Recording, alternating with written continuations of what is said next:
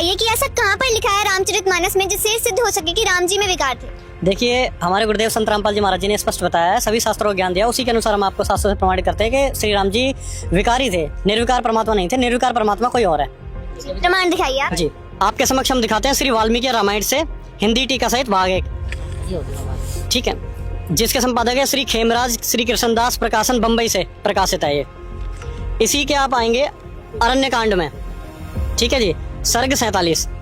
उस समय मरीचि नामक जो राक्षस था वो मृग बन के उनके समक्ष जाता है, तो श्री राम जी उसको पकड़ने के लिए जाते हैं सीता जी के कहने पर। जब वो उनका वध कर देते हैं, उसके बाद वो चिल्लाना शुरू कर देता है, तो श्री राम जी को पता चल जाता है कि एक छल था। वहां से वो वापस अपने घर की ओर होते हैं, लेकिन उससे पहले वो एक और मृग को मारकर उसका मांस लेकर अपने घर की ओर चलते हैं, जहाँ पर सीता जी और लक्ष्मण जी उनका इंतजार करते हैं। इसी में अगर आप आगे आएंगे इसी सर्ग में, तो वहाँ पे क्या होता है कि रावण उस समय रूप बदल के जा चुका होता है उनके पास एक ब्राह्मण का। तो रावण को वो खुद आमंत्रित करती हैं कि आप यहाँ रुके शाम तक, क्योंकि मेरे पतिदेव वन में गए हुए हैं, आप कुछ देर विश्राम करें। मेरे स्वामी जो है वो नाना प्रकार के पशुओं का वध करके लेके आएंगे, तब हम आपका आदर सत्कार करेंगे। आप स्वयं पढ़ सकते हैं, हे द्विश्रेष्ठ, एक मुहूर्त भर विश्राम करो। अभी हमारे स्वामी बहुत सारे वनफूल, मूल, रूरू यानी कि हिरन, वराह, गोदा वध करके, स्पष्ट लिखा हुआ है, वध करके बहुत मांस द्रव्य ले यहाँ आते होंगे। ऐसा तो है नहीं कि फल के जो पेड़ है उनको मार के लाएंगे, जीव को ही मार के लाएंगे। जब वह आवेंगे तब आपका भली भांति से सत्कार होगा, इससे विराजिए। तो यहाँ पे सीता जी स्वयं आमंत्रित कर रही है, क्योंकि वह स्वयं भी मांस भक्षण करते थे, जीव हिंसा भी करते थे, मांस का भी सेवन करते थे।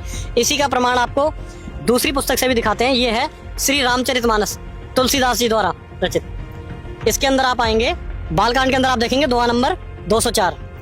बंधु सखा संग ले बुलाई, बन मृग्या नित खेले जाई, पावन मृग मारे जिये जानी, दिन प्रति निपुण दिखावई आनी। श्री रामचंद्र जी भाइयों और इष्ट मित्रों को बुलाकर साथ ले लेते हैं और नित्य वन में जाकर शिकार खेलते हैं। मन में पवित्र समझकर मृगों को मारते हैं और प्रतिदिन लाकर राजा दशरथ को दिखलाते हैं। अब मन में पवित्र सोच के मृग को मारते हैं, क्या उससे पाप नहीं लगेगा? जीव हिंसा नहीं होगी, उसकी तो मृत्यु हो गई ना। उससे आगे आप क्या देखेंगे कि जय मृग राम बाण के मारे, ते तनु तजे सुरलोक सिधारे, अनुज सखा संग भोजन करही, मात पिता आज्ञा अनुसरही। के अनुज सखा संग भोजन करही, के उन मृगों को मारते हैं, उन मृगों को मारते हैं और फिर उसका मांस भोजन के रूप में खाते हैं। या आप हिंदी में भी पढ़ सकते हैं, जो मृग श्री राम जी के बाण से मारे जाते थे वे शरीर छोड़कर देवलोक चले जाते थे। श्री रामचंद्र जी अपने छोटे भाइयों और सखाओं के साथ भोजन करते थे उनका, और माता पिता की आज्ञा का पालन करते हैं। तो ये कौन सी मर्यादा हो गई? ये तो साफ साफ स्पष्ट दिख रहा है कि वो विकारी थे, मांस भक्षण वो कर रहे हैं। दर्शकों, इन सभी प्रमाणों से यह स्पष्ट हो जाता है कि दशरथ पुत्र श्री राम जी वेदों में वर्णित निर्विकार पूर्ण परमात्मा नहीं है। मर्यादा पुरुषोत्तम कहे जाने वाले दशरथ पुत्र श्री राम जी स्वयं मांसाहारी थे और निर्दोष जीवों का शिकार करते थे।